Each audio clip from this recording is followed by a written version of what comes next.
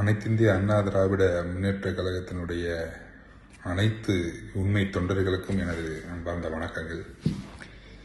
ஐயா ஓ பன்னீர்செல்வம் அவர்களுடைய ஒரே லட்சியம், ஒரே குறிக்கோள், அனைத்திந்திய அண்ணா திராவிட முன்னேற்ற கழகத்தினுடைய கழக நிறுவனர் பொன்மனச்செம்மல் புரட்சித் தலைவர் அவருடைய சட்ட விதிகள் தொடர்ந்து சிறப்பாக எந்த ஒரு மாறுதலுக்கு உட்பட்டாமல் இருக்க வேண்டும் என்பதும் புரட்சித் தலைவர் எம்ஜிஆர் மற்றும் புரட்சித் தலைவி அம்மா அவர்களுடைய கொள்கைகள் எந்த ஒரு மாறுதலுக்கு உட்படாமல் சிறப்பாக செயல்பட வேண்டும்.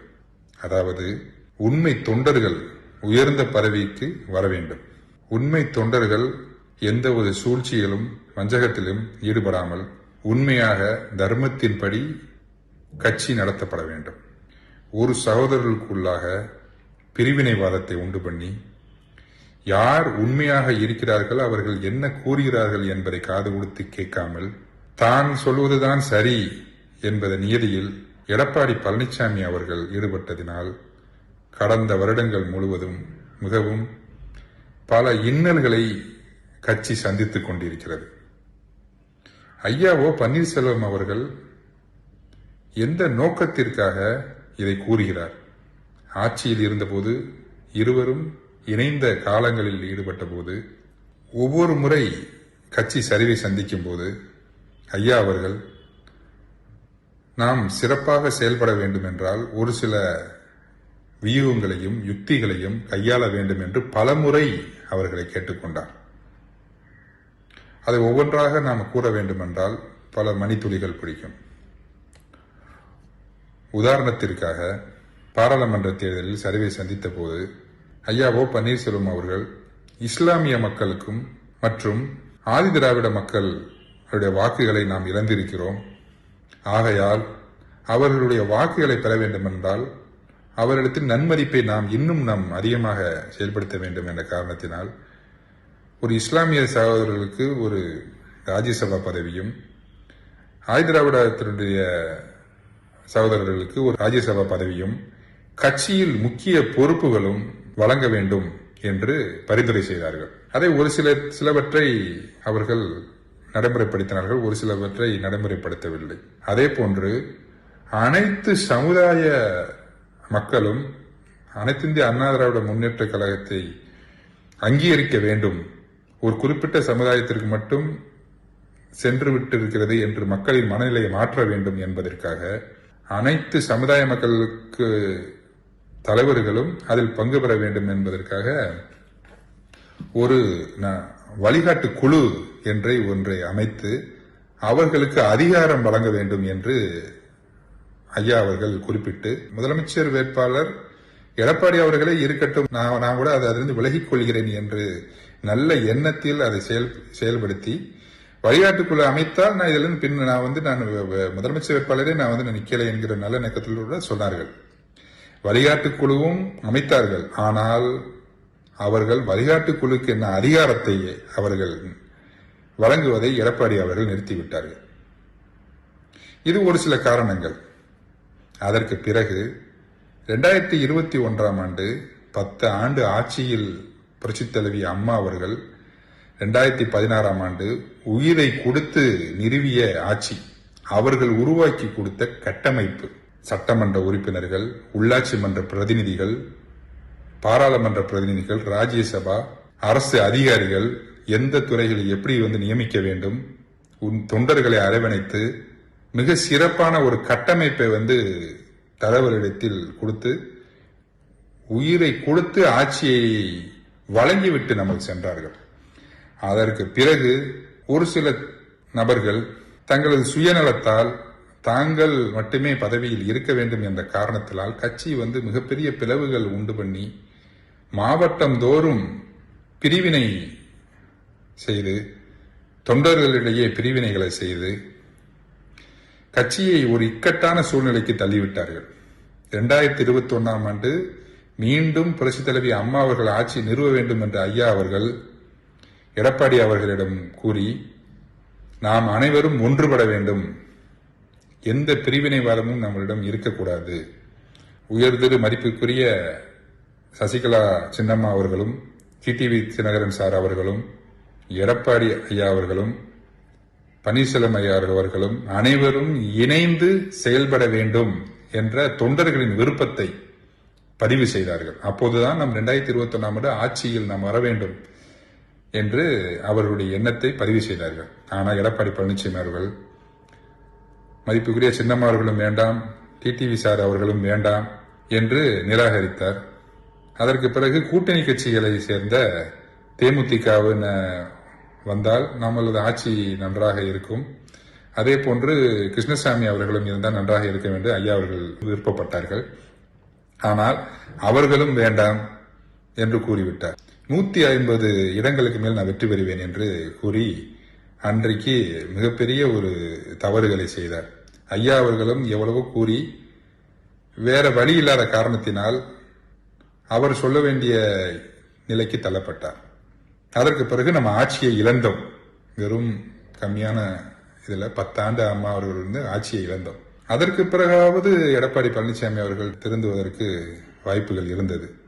அதற்கு பிறகு கட்சியை ஒரு நல்ல நோக்கத்தில் கொண்டு போக வேண்டும்னா அனைத்து மாவட்டங்களிலும் எடப்பாடி பழனிசாமி அவர்களுக்கு மேல் செல்வாக்கு உள்ளவர்கள் யார் யார் இருக்கிறார்களோ அவர்கள் அனைவரையுமே கட்சியில் இருக்கக்கூடாது என்று மிக குறுகிய நோக்கத்தில் செயல்பட்டார். அதே போல யார் சுயமாக சிந்தித்து செயல்படுகிறார்களோ கட்சியில், யார் சரி தவறு என்ற பகுதி பார்த்து சரி என்றவற்றை சொல்கிறார்களோ அவர்களையும் கட்சியிலிருந்து நீக்க வைக்கப்பட்டார். இதே போன்று செயல்பாட்டினால் நல்லவர்கள் அனைவரும் கட்சியிலிருந்து ஒதுங்கி கொண்டார்கள். ஒரு சிலர் மாற்றுக் கட்சிக்கு மாறிவிட்டனர். ஒரு சிலர் மாற்றுக் கட்சிக்கு செல்ல விருப்பம் இல்லாமல் ஒதுங்கி எந்த வேலையும் செய்யாமல் இருக்கிறார்கள். இது போன்ற காரணத்தினால் கட்சி மிகப்பெரிய ஒரு பின்னோக்கி சென்று கொண்டிருக்கிறது.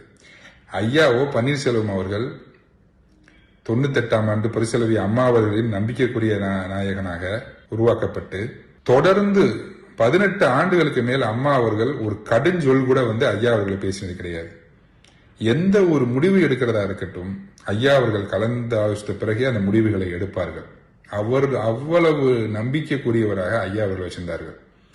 ஐயா அவர்களை பயன்படுத்தி கொண்ட ஒரே தெய்வம் புரட்சி தலைவி அம்மா அவர்கள் ஒருவர் மட்டுமே என்று நான் ஆணித்தரமாக கூறுவேன்.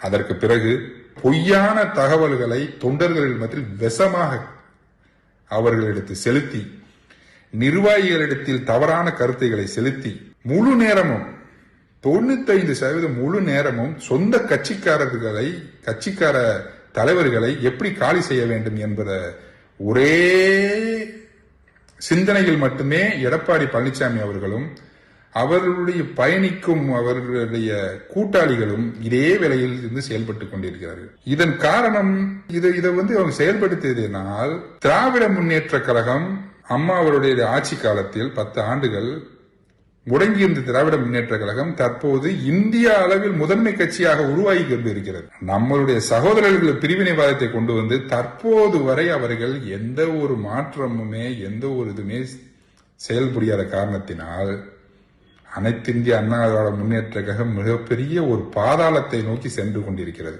ஐயா அவர்கள் புரட்சி தலைவி அம்மா அவர்கள் மிகப்பெரிய ஒரு குரு, அவர்களை இழந்து தனது தாயாக இருந்த அனைத்துமாக இருந்து என்னை தாயாக இருந்த அவர்கள் பழனி அம்மாள் அவர்களையும் இழந்து, என்னுடைய அம்மா விஜயலட்சுமி அம்மா அவர்களுக்கு பக்க பலமாக இருந்தார், அவர்களையும் இழந்து மிகப்பெரிய ஒரு நெருக்கடியாக இருந்து கொண்டு என்னை வளர்த்து விட்ட அனைத்திந்திய அண்ணா திராவிட முன்னேற்ற கழகம் மிகப்பெரிய ஒரு சரிவை நோக்கி பயணித்துக் கொண்டிருக்கிறது. அதனுடைய தொண்டர்களுக்காகவும் புரட்சித் தலைவர்களுக்காகவும் புரட்சித் தலைவி அம்மா அவர்களுக்காக தன்னை உடலை வருத்தி அனைத்தையும் இழந்து போராடி கொண்டிருக்கிறார். அவர் என்ன கெடுதல் செய்தார்? என்ன கெடுதல் செய்தார்? உண்மையாக தனக்கு மனதில் தோன்றிய நல்ல கருத்துக்களை அனைத்திந்திய அண்ணா திராவிட முன்னேற்ற கழகம் வளர்ச்சி பயணிகள் பயணிக்க வேண்டும் என்று நல்ல கருத்துக்களை அவர்கள் தெரிவித்தார்கள். இதை நீங்கள் உங்களுக்கு அதை சுயநலமாக நான் மட்டுமே சொல்லுவதை கேட்க வேண்டும் என்று சுயநலத்துக்காக நீங்கள் செயல்பட்டால் அவர் என்ன செய்வார்? 2000 இந்த கட்சிக்காகவும் இந்த அரசு நிர்வாகத்துக்காகவும் 1977 கட்சிக்காக உழைத்த ஒரு மனிதரை எவ்வளவு காயப்படுத்த முடியுமோ அவ்வளவு காயப்படுத்தி இருக்கிறீர்கள். நீங்கள் சாதித்தது என்ன?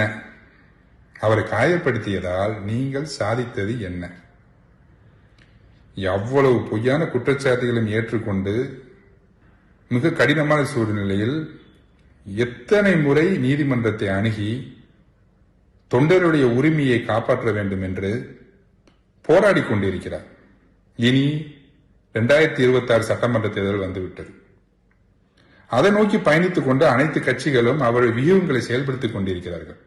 43% இருந்த அனைத்து இந்திய அண்ணா திராவிட முன்னேற்ற கழகம் 30% இப்ப 20% கொண்டு வந்து நிறுத்தியிருக்கிறீர்கள். நான் ஐயா அவர்கள் கருத்துக்களை எங்களுக்கு நடந்த சூழ்ச்சியும் வஞ்சகத்தையும் 10% கூட நான் சொல்லல. அவ்வளவு நடந்திருக்கிறது. இதை சொன்னோம் என்றால் அவருடைய நிர்வாகிகளுடைய செல்வாக்கும் எடப்பாடி பழனிசாமி செல்வாக்கும் மிகப்பெரிய சரிவை நோக்கி சந்திக்கும். எங்களுடைய ஒரே நோக்கம் அனைத்து இந்திய அண்ணா திராவிட முன்னேற்ற கழகம் ஆட்சியில் அமர வேண்டும். உண்மை தொண்டர்கள் உள்ளாட்சி மன்ற பிரதிநிதிகளாக உருவாக்கப்பட வேண்டும். நிர்வாகிகள் சட்டமன்ற உறுப்பினர்களாக பாராளுமன்ற உறுப்பினராக இருந்து மக்கள் சேவைகளை செய்ய வேண்டும் என்பது மட்டுமே எங்களுடைய முக்கிய குறிக்கோள் என்பதை அனைவரும் உணர வேண்டும் என்பதை கேட்டுக்கொண்டு இனி வரும் காலங்களில் அனைத்து தலைவர்களும் தங்களின் மனசாட்சியின்படி செயல்பட வேண்டும் என்று 25 ஆண்டு காலமாக ஒரு உறுப்பினராக உண்மை தொண்டனாக உங்களை தாழ்மையுடன் நான் கேட்டுக்கொள்கிறேன். நன்றி, வணக்கம்.